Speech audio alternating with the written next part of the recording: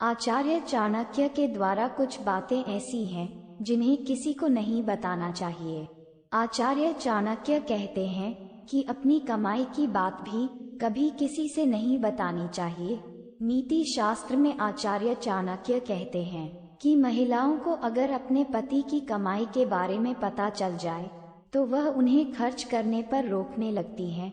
ऐसे में कई बार आपको जरूरी खर्च करने में भी परेशानी हो जाती है। चाणक्य नीति के अनुसार दाम्पत्य जीवन की कुछ बातों को हमेशा गुप्त रखने में ही भलाई है। आमतौर पर पति पत्नी के बीच थोड़ी बहुत अनबन चलती रहती है, लेकिन कभी गुस्से में आकर किसी को भी दाम्पत्य जीवन की उथल पुथल के बारे में न बताएं।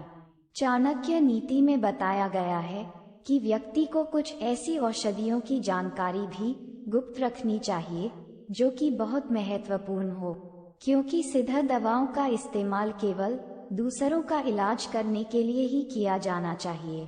यदि किसी गलत व्यक्ति को इनका पता चल जाए तो वह किसी को नुकसान पहुंचा सकता है। आचार्य चाणक्य कहते हैं कि दान को हमेशा गुप्त ही रहना चाहिए।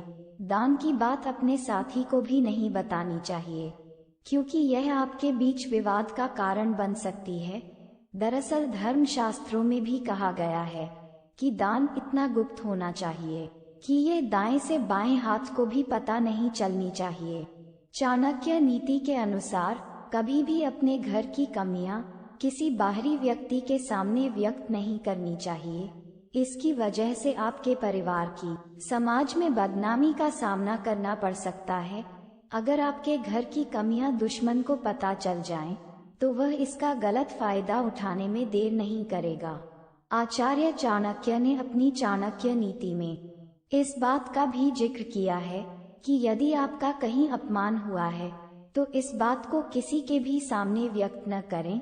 भावनाओं में आकर गलती से भी अपमान की बात किसी को नहीं बतानी चाहिए।